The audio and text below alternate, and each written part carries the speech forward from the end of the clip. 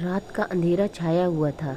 चोटी काटने वाली चुड़ैल रीमा के घर में आ चुकी थी। रीमा बिस्तर पे आराम से सो रही थी। तभी चोटी काटने वाली चुड़ैल अंदर आती है और उसकी चोटी काट लेती है। तभी रीमा की आँख खुल जाती है। रीमा उसके पीछे पीछे भागती हुई जाती है, पर ना जाने चुड़ैल अंधेरे में कहाँ खो जाती है। इतने में उसका पति उठता है और देखता है कि रीमा घर में नहीं है। फिर वो बाहर आता है। क्या हुआ, तुम यहाँ कैसे खड़ी हो?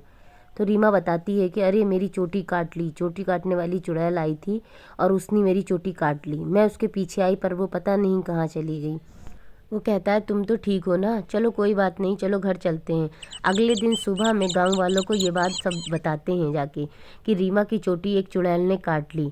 उधर गौरव अपने घर की तरफ जाता है तो देखता है कि उसकी पत्नी के बाल बहुत लंबे हो गए। तो वो अपनी पत्नी से कहता है कि अरे तुम्हारे कल तक तो बाल छोटे थे, ये इतने लंबे बाल कैसे हो गए? तो वो कहती है अरे आपको क्या पड़ी है, मेरे बाल लंबे हो रहे हैं तो आपको तो खुश होना चाहिए। पर गौरव को ये बात समझ में नहीं आती कि एक दिन में उसकी पत्नी के बाल इतने लंबे कैसे हो गए। पर वो वहाँ से चला जाता है। फिर वहाँ से जाने के बाद वो अपने दोस्त के पास जाता है और अपनी ये बात अपने दोस्त को बताता है कि पता नहीं मेरी पत्नी के बाल अचानक से लंबे कैसे हो गए, मुझे कुछ समझ में नहीं आया। तो उसका दोस्त कहता है कि तुम अपनी पत्नी पर नज़र रखो कि क्यों उसके बाल लंबे हो रहे हैं, ऐसा कैसे हो सकता है कि अचानक से किसी के बाल लंबे हो जाएं। तो वो कहता है ठीक है, चलो मैं देखता हूँ। तो वो रात में सो जाते हैं घर जाके। जब सुबह में उठते हैं तो देखते हैं कि आसपास तो कुछ भी नहीं दिख रहा है, ना उसकी पत्नी आसपास है। फिर गांव में शोर होने लगता है कि सविता की भी चोटी कट गई। अब तो गांव वाले बहुत परेशान हो गए कि कल रीमा की चोटी कटी थी, आज सविता की चोटी कट गई। फिर गौरव अपने घर जाता है तो देखता है कि अरे सविता की भी चोटी कट गई, ये कैसे हो सकता है कि रोज़ किसी न किसी की चोटी कट रही है। ऐसे तो चुड़ैल सारे गाँव वालों की, सारी औरतों के बाल काट लेगी, तो मुझे तो इसके बारे में पता लगाना होगा। फिर वो घर जाता है तो देखता है कि उसकी पत्नी के बाल कल से भी ज़्यादा लंबे हो गए थे।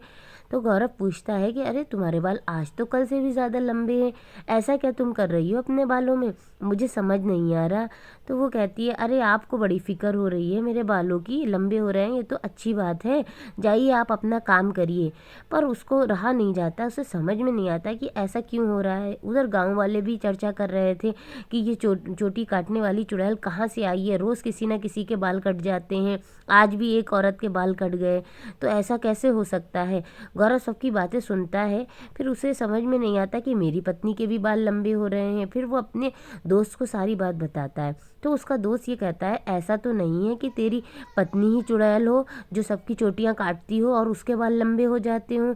तो गौरव कहता है नहीं, ऐसा नहीं हो सकता, ये कैसी तू बात कर रहा है। तो उसका दोस्त कहता है चलो ऐसा करते हैं, आज रात तेरे घर में मैं भी चलता हूँ और चुपके से देखेंगे तेरी पत्नी रात में उठ के कहीं जाती तो नहीं है, कहीं चुड़ैल तो नहीं बनती है। वो कहता है ठीक है। दोनों लोग रात में घर पर जाते हैं और सोने का नाटक करते हैं। तभी उसकी पत्नी रात के अंधेरे में 2 बजे उठती है और घर के बाहर जाने लगती है। गौरव और उसका दोस्त भी उसका पीछा करते हुए बाहर जाते हैं। थोड़ी दूर पे ही पत्नी जाती है और अचानक से वो चुड़ैल बन जाती है। उसकी लंबी सी चोटी होती है। ये देख के गौरव भी दंग रह जाता है, कहता है अरे ये क्या हुआ, मेरी पत्नी कहाँ चली गई, ये तो चुड़ैल बन गई। तो उसका दोस्त कहता है कि मैं कह रहा था ना कि ये चुड़ैल है। और पीछे जाते जाते देखती है कि चुड़ैल किसी के घर में जाने की कोशिश कर रही है और वो बहुत तेज़ी में किसी के घर में जा रही है। तभी अचानक से दिखता है कि एक लड़की वहाँ सो रही है और चुड़ैल उस लड़की के पास खड़ी हुई है और हाथ में एक चाकू भी लिए हुई है। इतने में गौरव और गौरव का दोस्त भी वहाँ पर पहुँच जाता है और कहता है मैंने तुम्हें पहचान लिया, मैंने तुम्हें देख लिया, तुम गौरव की पत्नी हो और तुम सबकी चोटी काट रही हो ना चुड़ैल, तुमने गौरव की पत्नी को अपने वश में करा है, आज मैं तुम्हें जिंदा नहीं छोड़ूंगा। चुड़ैल कहती तुम मेरा कुछ नहीं कर पाओगे, मैं आज तुम लोगों को सबको मार दूंगी।